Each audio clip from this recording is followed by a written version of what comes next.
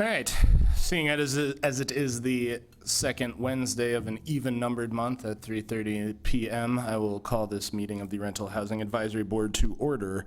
Can we have a roll call, please? Danny Garcia, Present. Margie Davy, Here.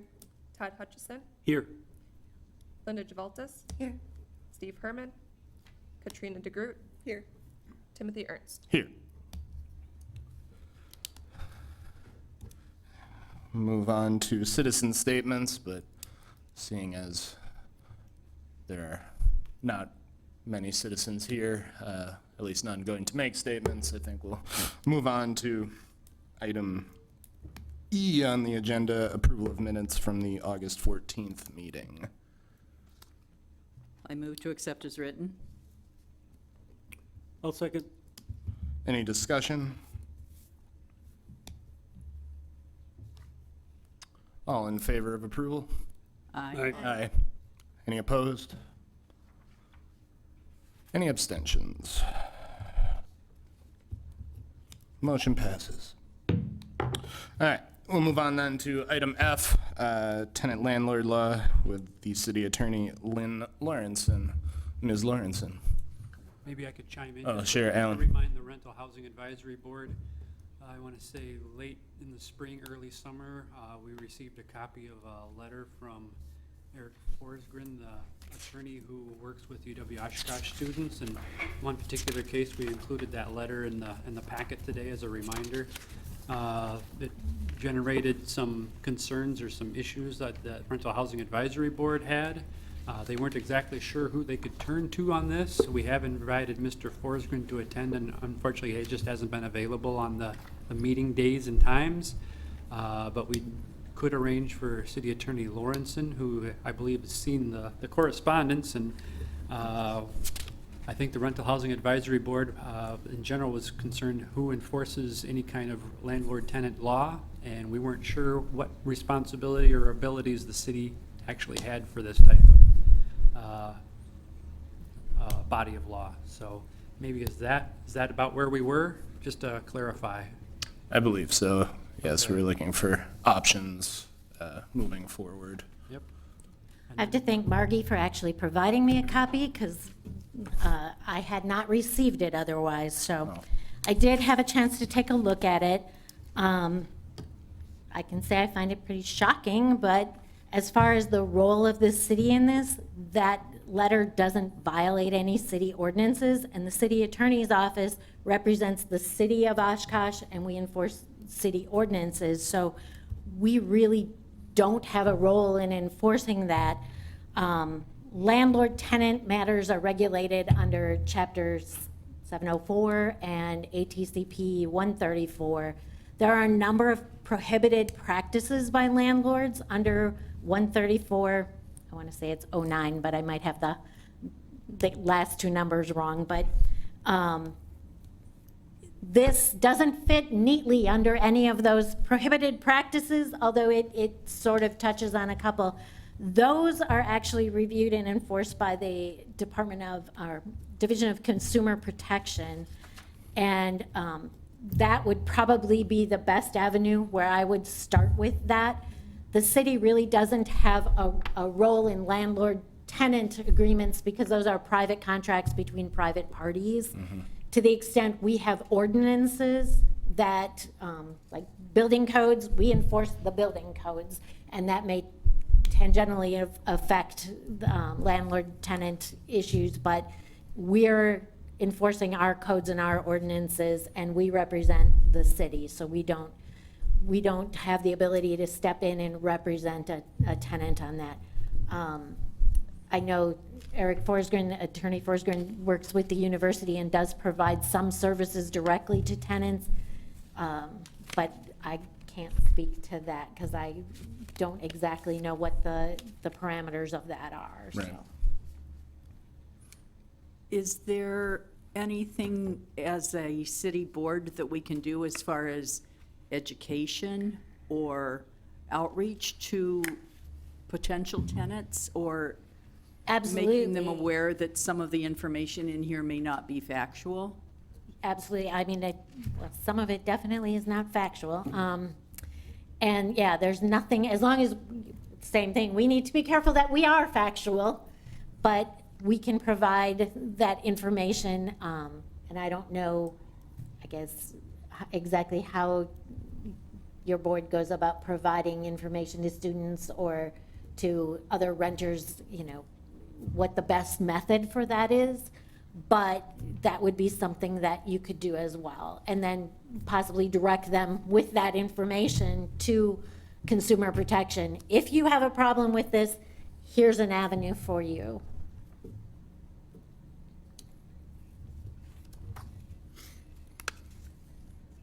What about specifically the paragraph 40 that talks about where he's telling the tenants that if they let somebody in and there's a cost for that, that he's gonna bill them $35 an hour and,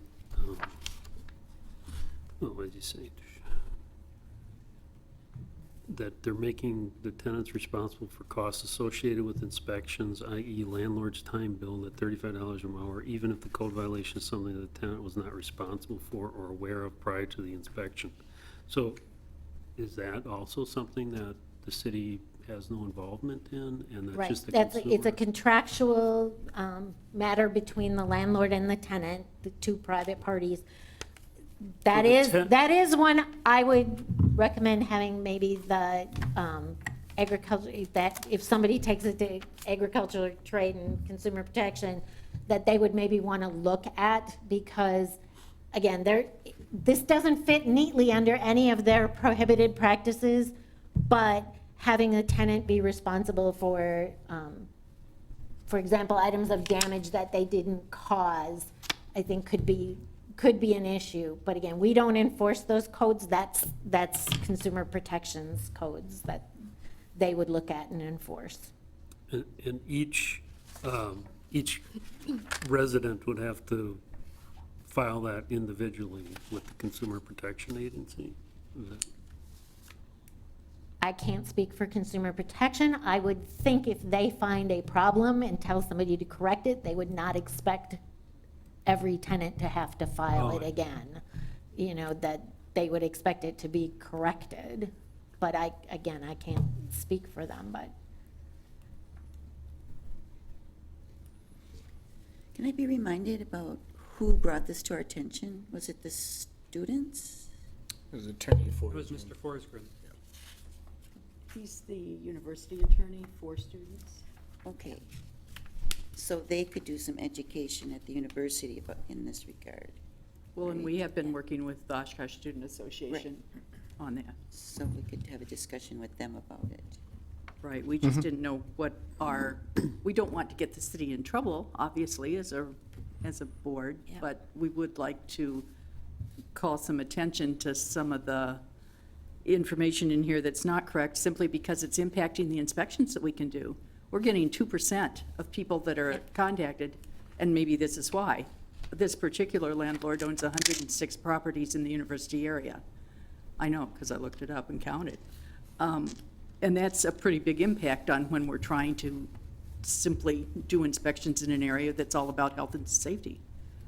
So, was there anything that you saw in here, Lynn, that seemed like, I mean, the first time I read it, I thought it said that if they let a police officer into the house, that they could be evicted or fire. If any, is it in here somewhere? I'm not finding it right now, but that if they allowed any kind of city or municipal employee in, including police, fire, that they could be evicted for that? That's paragraph 39. Now, 39 is that they're not giving the landlord permission to let anybody in, but I thought there was something in, I thought there was something that In said the 40 tenants couldn't that- do that. When they talk in paragraph 40 about that the city police would be contacted, and if they see anything illegal, and the police would then contact the university, who would have the students involved thrown out of school, which is not accurate, but I don't remember reading anything about being evicted. Well, I think even just that Really? last sentence in paragraph 40, do not let anyone in your house other than anyone from Star Properties of Oshkosh workers or owners. That, Seems like a no pretty one, broad, no one can come Yeah. in your house? right? It's going to make dating more difficult.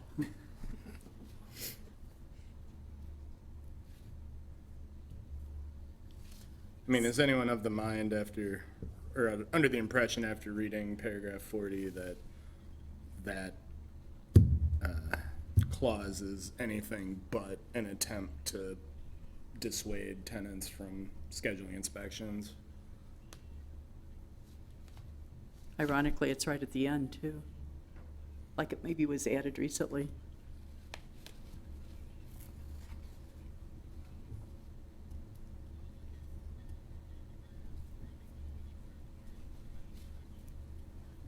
Because from my reading of it, it's like pretty clear this clause runs contrary to what the city has stated on multiple occasions about the aims and scope of the inspection ordinance, and makes essentially threats that are not true, like the police being able to report people and get them tossed out of school for underage drinking or something like that.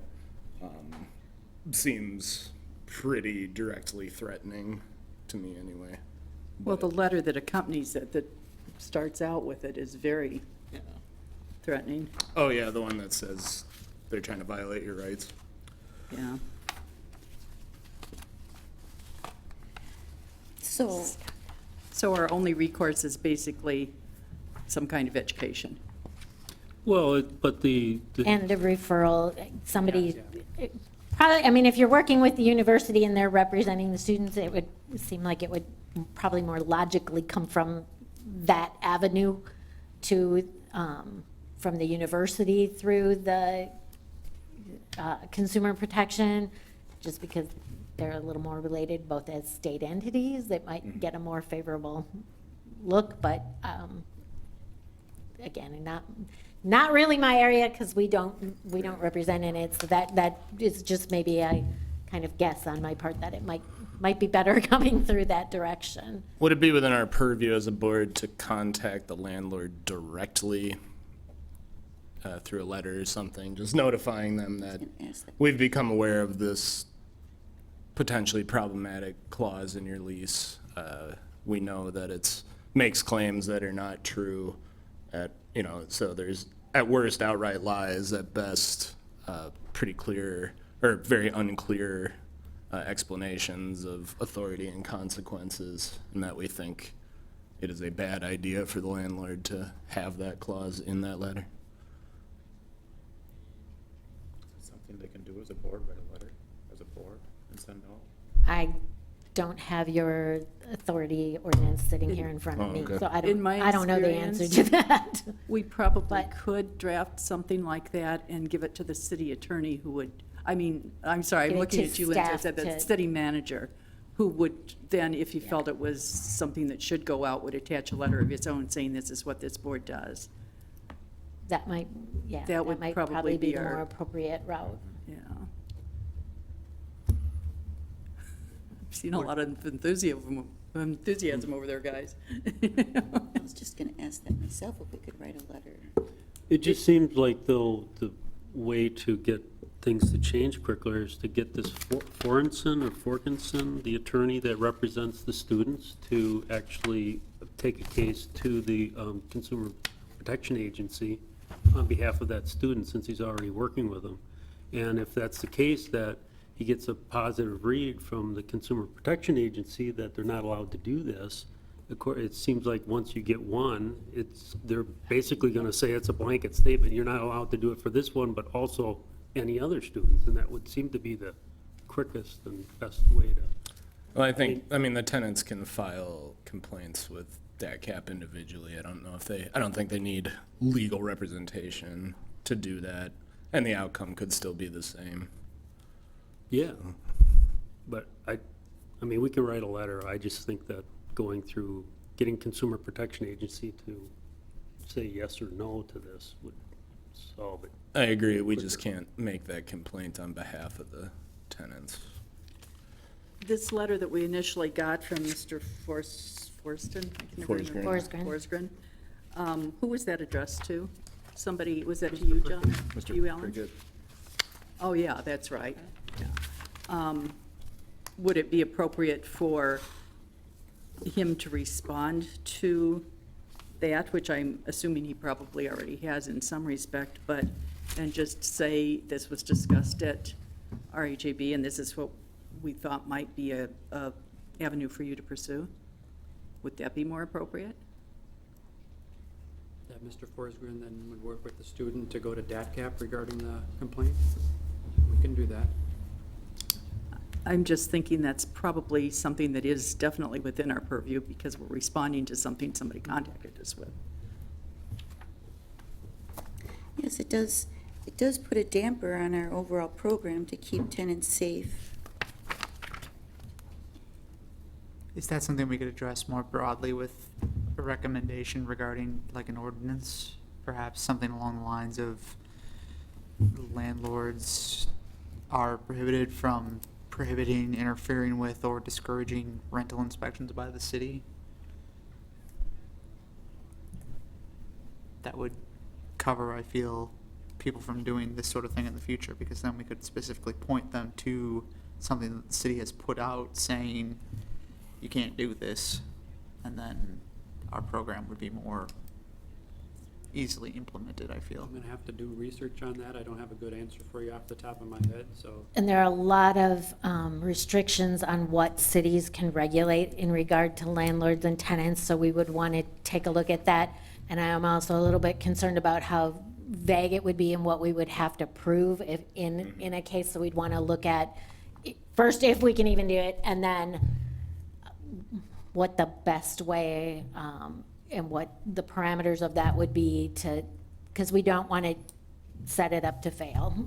If we have to issue a citation, we want to be successful in prosecuting it. So it's not, it's something that would take a little more looking into.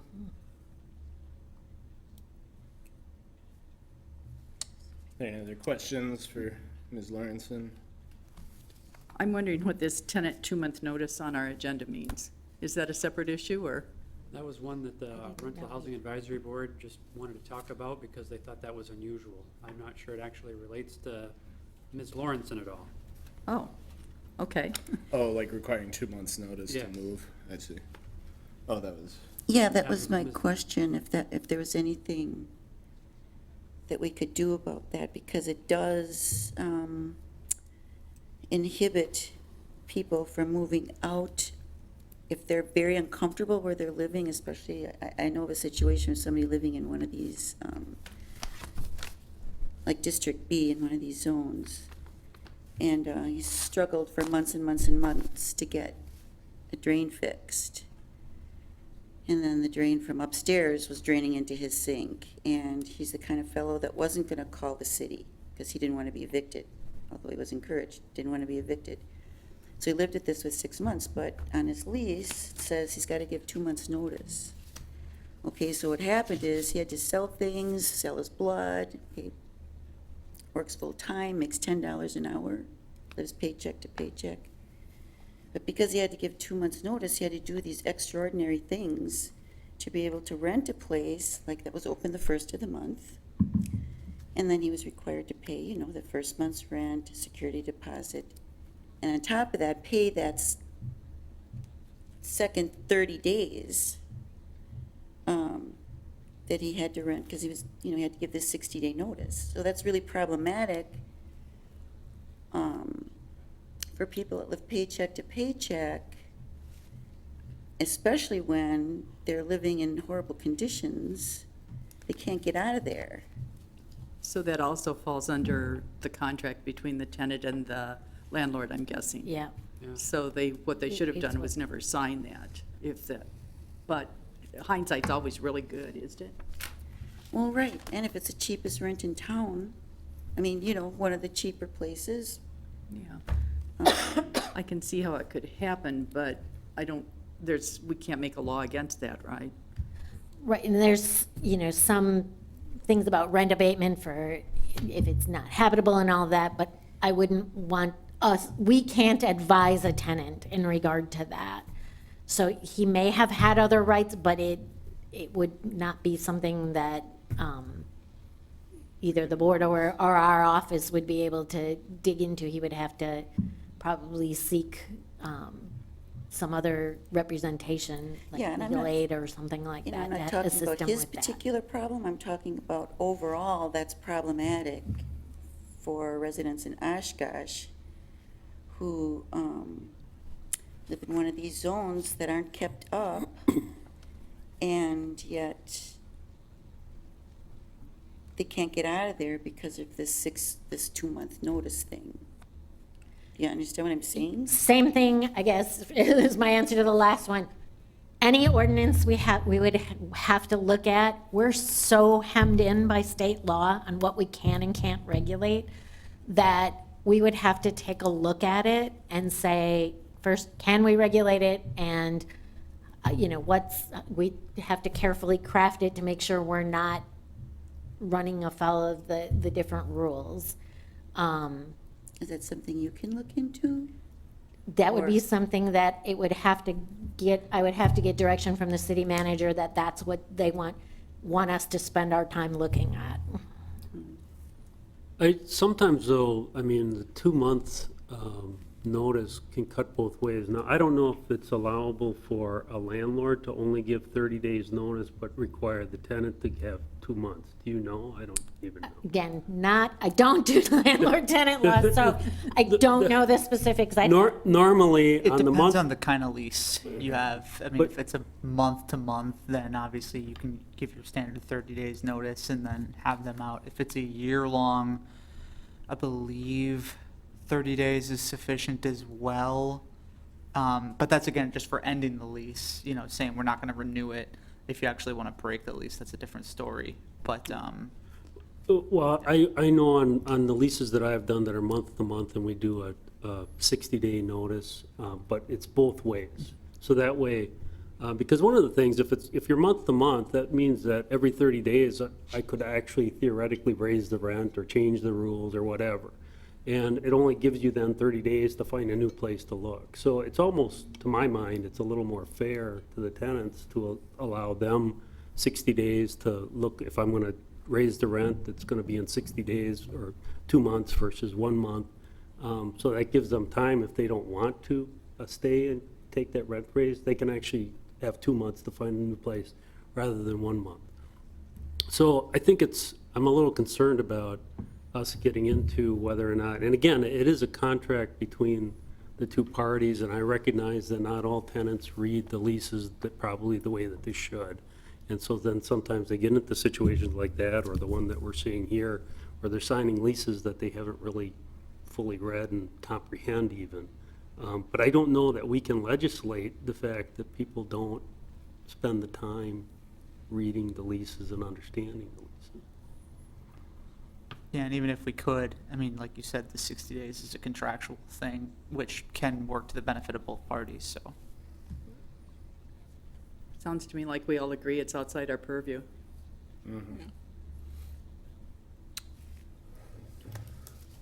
Thank you very All right. much for coming and sharing with us. You know that much. Well, we got some additional info there. That's right. We'll move on to item G, or is there any further discussion on these issues for now? All right, we'll move on then to item G, UWO student move-in inspections. We have no, I do have some information on that. Please. Gabby had to work today, but she did send me some information. She said, I just wanted to send an update in regards to our email that we talked about, the blast that was going to go out.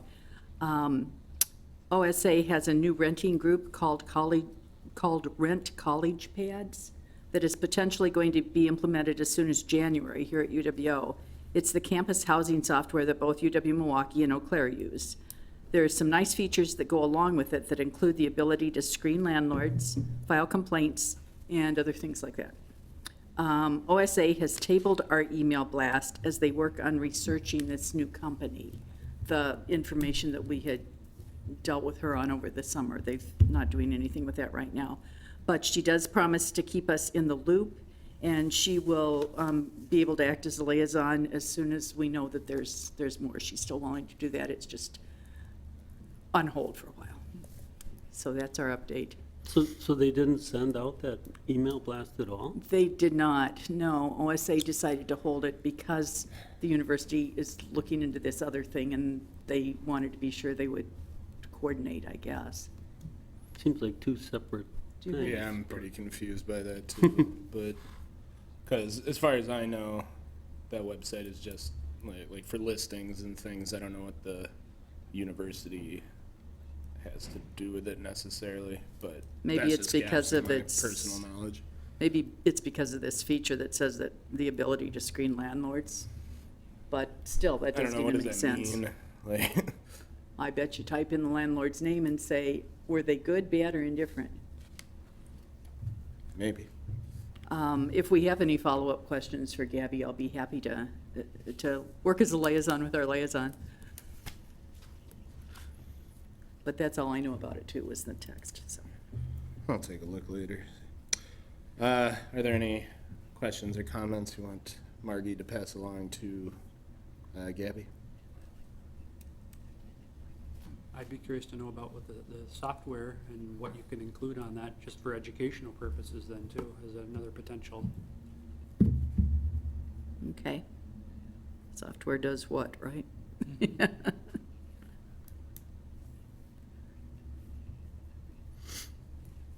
All right, we'll move on to Let you know. item H on the agenda, inspection update. So Casey isn't here, so I'll fill in, but we've kind of just got the numbers right on the agenda. We had sent out, I can't remember the count of notices, but I want to say it was over 200. 200. We conducted 21 inspections. There was 131 violations, averaging about 6.2 violations per inspection. It's interesting how the average number stays almost constant throughout the time we've been doing this. But the percentage of inspections went up a little bit. Yeah, we thought it did go up a little bit. It went from 2% to And 10% or so. The difference here, I believe, is that we sent this out to areas outside of the university area. No intimidation factors necessary. I don't know what the case was, what the reason was, but, you know, that could be part of it. And maybe people paying more attention, you know, students, I'm not saying that they don't want us there, but maybe they don't want us there, they don't care. Maybe that other people have had problems for a very long time in the same place and are now realizing there's some possible help for them. So is the next set that goes out going to be outside the university area too? It's my understanding it is. Yeah, we got some big areas outside the university, and we want to How- touch on all of them every year. How are you deciding which areas you're going, which areas you're targeting? How do you decide that? Yeah, within the zones. Oh, which zones that? Well, within like the areas zones, within the because zones. there's even then block by block, so how are you deciding which blocks and? I guess whatever would be the easiest for us to see on a map, so we can say we started in this corner, now we're gonna work our way around it. And certain parts of those blocks might have a bigger complex of apartments, and so then that maybe jogs the line, so then we include more along that one. And I think we started with 50 when we first sent out the notices. We didn't know how the new one would go outside of the university, but we got very few, maybe one out of that 50. So I'm like, oh, yeah, we're safe sending out 100. And so we try to stick with 100, but sometimes it's 108, you know, sometimes it's 93, just because of the way the streets line up, and number of buildings on a parcel. Okay. But it's basically kind of random, other than you're starting in one area and you're kind of just working your way around that, I keep doing, working your way around that district. It's not that you're seeing a particular apartment complex and you're targeting that one and then targeting this one, and you're just kind of going like this. Right. Yeah, okay. And I think we decided to try to get a sample from different areas, so I'm not sure that we've sent out notices to all 4 areas outside of the university, but I want to say we have done at least 3 other areas outside of the university, just to get a sampling of are we getting a higher response rate or better response rate in those other areas? And the answer is yes. Yeah. Yeah, 5 times as many.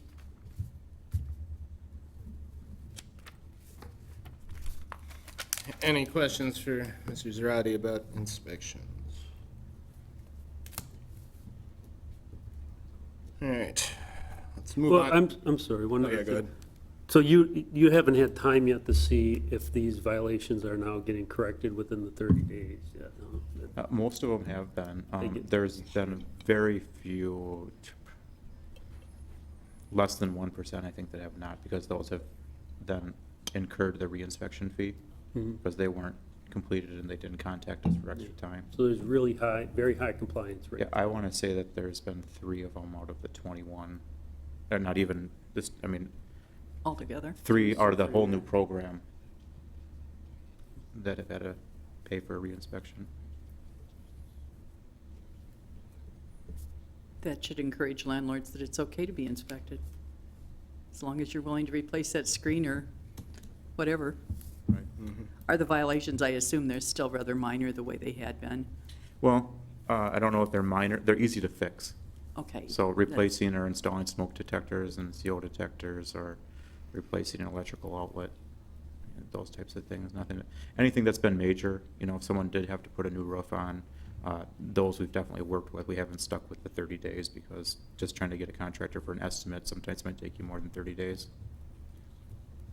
And I think the ease of repair versus like minor repair distinction is rhetorically important, if nothing else, since part of the objections still come in the form of like minor health and safety violations is a term I see used by certain people on the internet in describing this program. So making it clear that these are just health and safety issues that are mandated by code, not like arbitrary standards of assessment or something like that.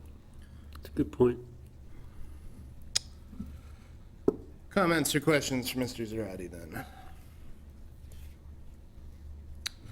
Move on to item I, ADA compliance.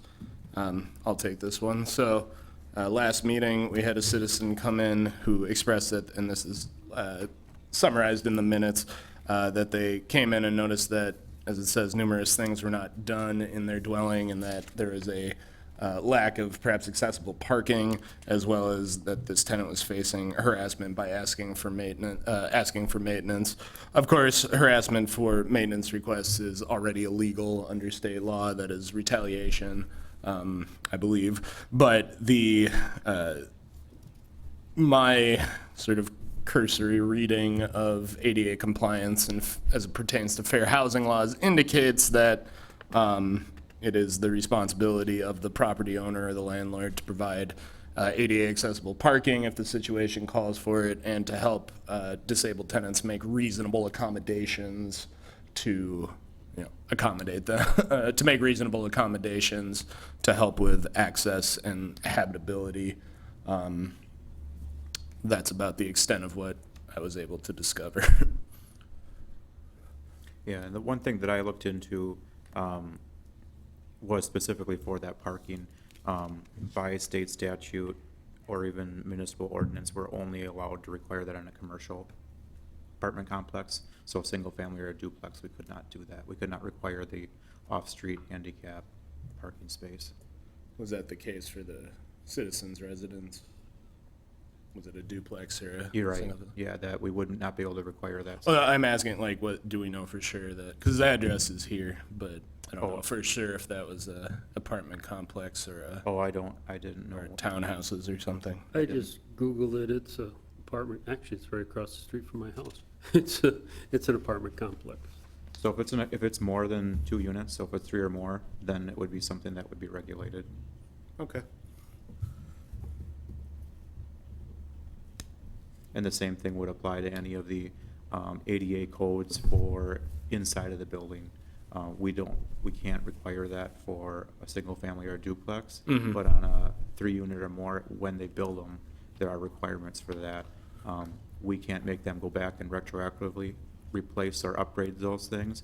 As they do alterations to the building, they're required to then by the codes to make upgrades to those ADA types of codes.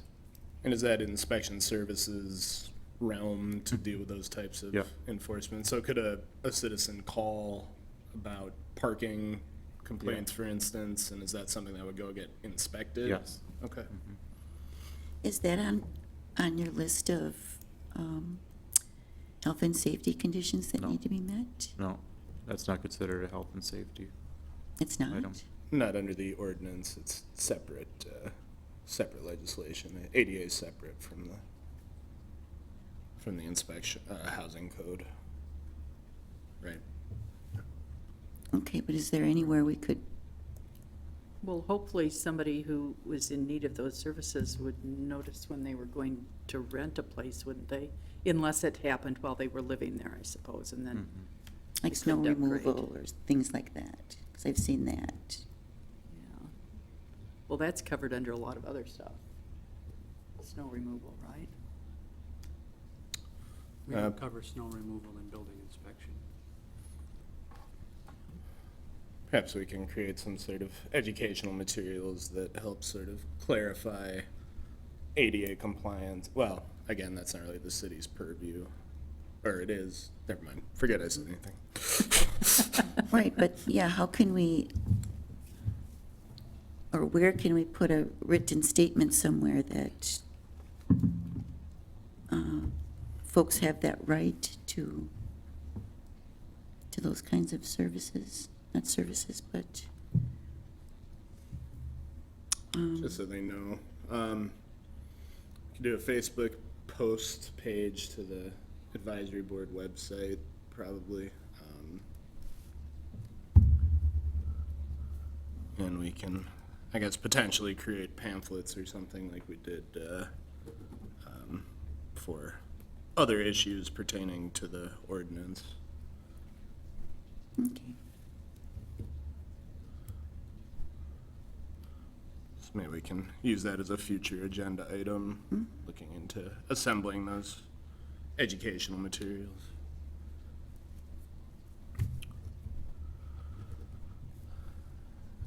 Any other discussion on ADA compliance?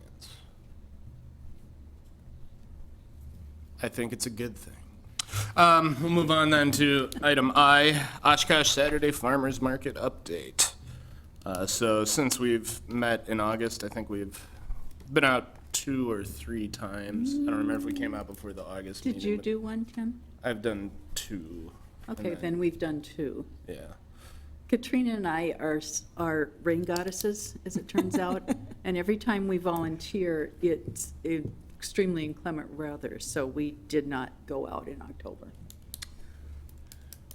Todd and I were out in September, and that I would was- suggest you and Todd take them all. It will help our weather situation. And we had a good time. I think we did the usual. We talked with people. People asked us questions about housing in Oshkosh generally, about the inspection ordinance. We gave out a lot of literature, particularly the landlord-tenant guide from the state was something a lot of people were interested in. Yeah, I was actually really surprised by the number of people that stopped by. That, some people just wanted to offer support, but there was a number of people that actually had a lot of questions, good questions, and they picked up the material that we had available there. So I think in terms of getting information out to people, it was useful. I was surprised, and we're actually off on a side street a little bit, so we're not right in the main traffic, but we still got a lot of people that came by.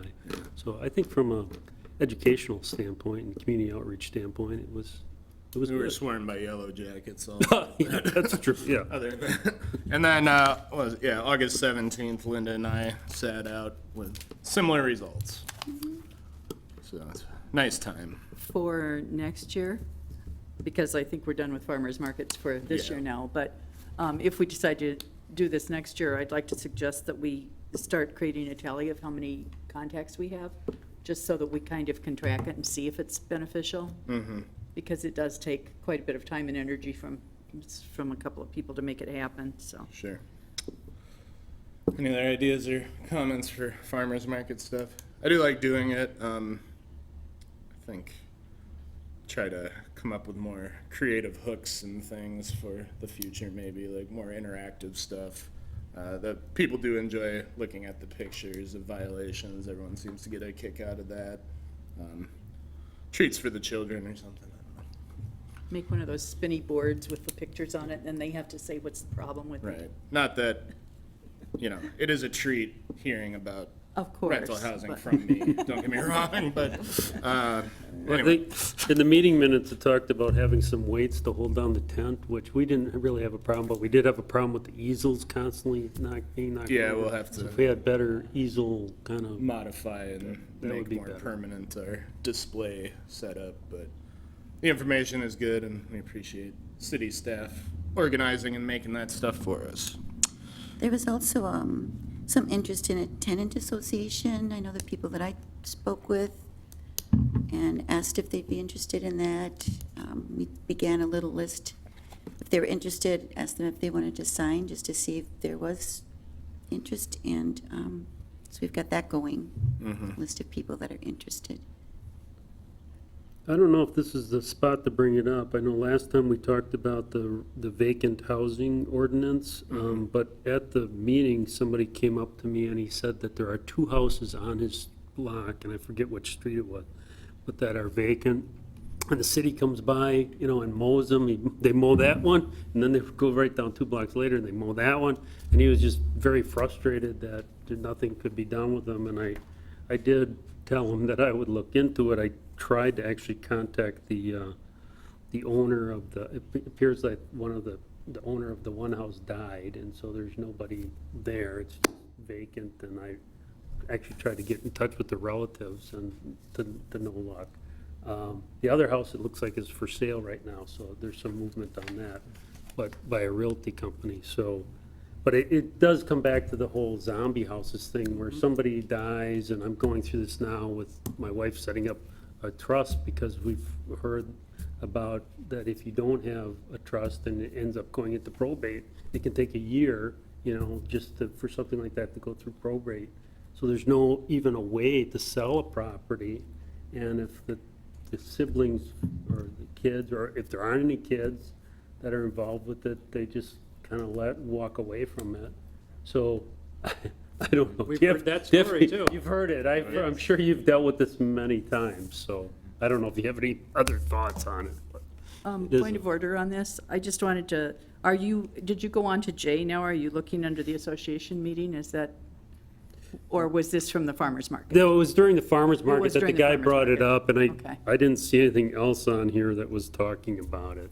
So, and I know last week we talked about the vacant ordinance, or vacant building ordinance.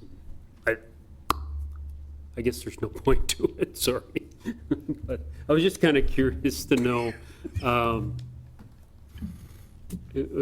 what your thoughts are on these vacant houses and how to, if there is anything else, any other way to get them to move more quickly. Well, I think that's our issue, and that's one of the reasons why council has directed us to look into the vacant building registry, because we realize there is a problem that is outside of the norm.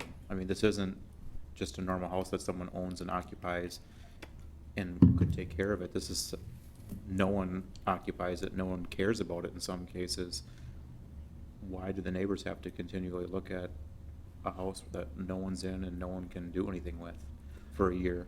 Right, or it seems like Or he longer. says it's been longer. Mhm. But my thing is that if you can't even contact, if the person isn't, and I did look up, I mean, there's huge fines, I mean, because obviously every time the city, on their, jeez, on the city website for the real estate taxes, it just keeps adding up and building up and building up. Well, they're not paying that.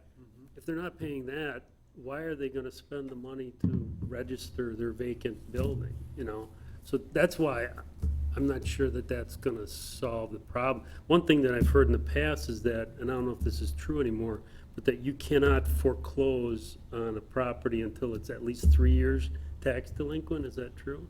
That's the. That's the number I've heard. That's the county, that's my understanding of the Yeah. county. And so that would be one thing that, that seems bizarre to me, that you have to wait 3 years before the county can intervene to take the property over. That's, So that would seem to be one area that we could try to make change in and to get that changed. Is that a state law or is that county law or?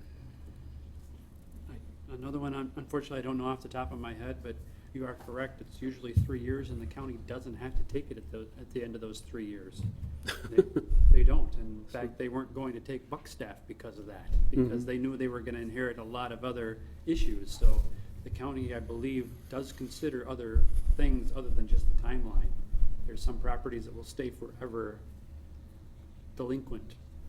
Yeah. Yeah.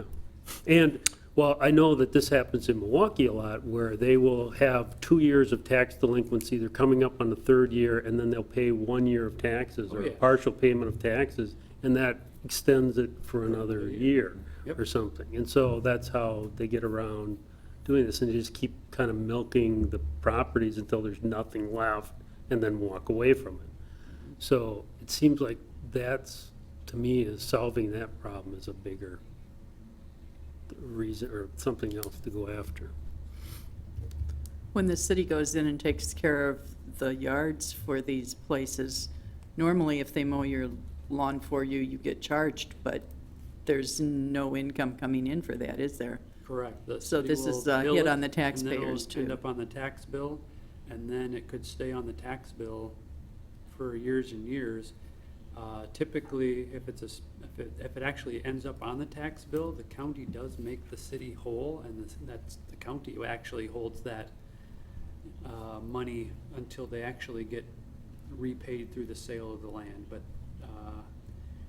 I'll have to do a little more research on that, but I believe the city, it does get paid for the back taxes. That's the county who actually has to sit on the debt, if you want to call it that. And the county is the only one that's authorized to foreclose, the city isn't authorized to foreclose for taxes? That is correct, because it ends up in the county's jurisdiction. The city doesn't do anything like that. I'm not aware of how that works anywhere else. Can we invite a representative from the county to our next meeting to help clarify some of these issues? I don't know who that person would be, though. I don't know either off the top of my head, so I Okay. have to do a little investigation on that. I think that would be a good idea. Just, I don't know what the status of the ordinance is before the council right now, but getting all of our ducks in a row and understanding what the scope and intention is and how the city's the vacant building registration that we recommended to council, how that would interact with county obligations and stuff. We can follow up on that for the next meeting. Cool. Alan, when we do something like look at that ordinance and say, yeah, let's pass that on, does that go first to the city manager and then to the council, or does it No, we stay take that with? to the city attorney's office first. Oh, yes, So how it's could in I the forget pipeline that for part? that right now. Okay. All right. Farmers market. Any No, other we just comments or discussion? I know we just did that. It's getting back on track. Item J, social traditional media update. So I can tell you, as far as social media, Facebook, we've just been doing here's where we're sending out the notices, here's the violation we found. We did have a comment on there that we were invited to the Winnebago Apartment Association meeting. Casey and I attended that.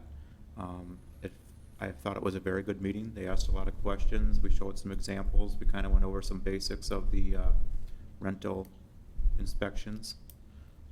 I thought we had some really good feedback from them. They were very appreciative that we were there.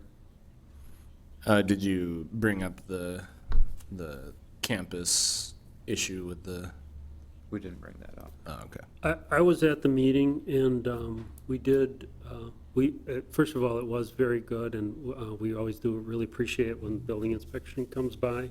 I think those are good meetings, and I think it's, always helpful to have a good working relationship with the building inspection department, so we appreciate them coming.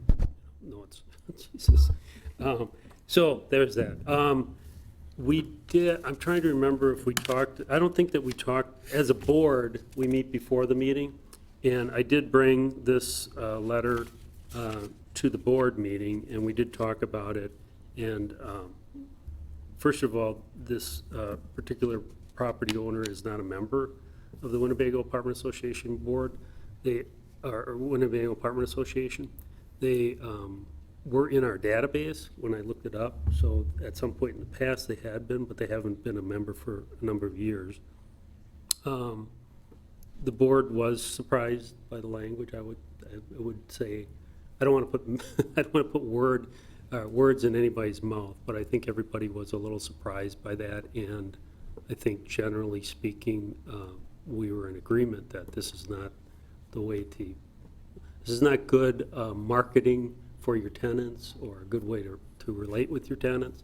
And so from a board perspective, that was a feeling. I don't think it was brought up in front of the whole group that was there, so it wasn't brought up, but it was just brought up amongst the board and discussed. How many members are on the board? Just I think there's 5 or maybe 6.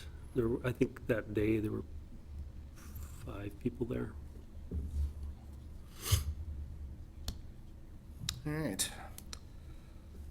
Is there anything that you want us to be doing for social or, I would say if there is anything that you think you'd like us to get on the social media thing, we can post pretty much whatever you send us. If we find it questionable, we would just run it past the city attorney to make sure that it should be something that's put on there. John, we would never send you anything questionable. I know there's, it's Fire Prevention Week, I think, or something like Yes. that. So the fire departments will be going out to different neighborhoods to talk about smoke detectors and fire safety. So that's probably something that the board page could pass along to the people. Just also in terms of the Winnebago Apartment Association, we did raise funds. I think it was $10,000 we raised for fire extinguishers that was given to the fire department so that they could provide free smoke and carbon monoxide fire detectors. That's awesome. Excellent. Yeah. So, Another thought I had on social media, and then I'll let it go, I promise. Would it be beneficial if we designated different focuses for different months? I mean, like fire prevention or landlord-tenant relationships, or, and concentrated some articles on that for that month? And if so, I would suggest that maybe we plan that out like 6 months in advance, since we only meet every other month. Since our next meeting is the last meeting of the year, that would seem an excellent time It would, wouldn't it? to bring ideas for some sort of like social media schedule for Can we include that on our 2020. agenda as in, for next time, as in, remember to bring your ideas? Yes. Yep. Any other discussion on media? Great. Move on to item K, Rental Housing Advisory Board 2019 Action Plan and Strategic Plan. Does anyone? We just put that on in case there's anything anybody wanted to discuss, so it's kind of we just keep it on. Right, so does anyone feel like spearheading any particular initiatives for next meeting or moving forward? Or maybe we can just sort of come up with a schedule also for Well, maybe the 2020. couple things we discussed, whether it's the ADA information to folks or what we were just talking about, could go under our strategic plan, like the social media. Well, under our action plan, maybe, on Yeah. what we're doing. Yeah. That could be addressed under that. Because you'll want to do a 2020 plan as well. Right. And Oh, yeah. that should also probably be done in December for 2020. Okay. We've got our next meeting planned. I think we might. So if there's no other discussion on the plans, we can talk about future agenda items for the December 11th meeting. I have ADA compliance, reach out to the county about vacant buildings, 2020 plan, and social media schedule.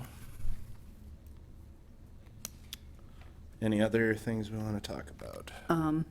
If we want to consider incorporating something else with the farmer's market, maybe we should start planning that, because it might be something that requires some, like, Yeah. we might have to do something. Right. I assume it'll be on the 2020 plan, so we can start general and get more specific as we go, I think.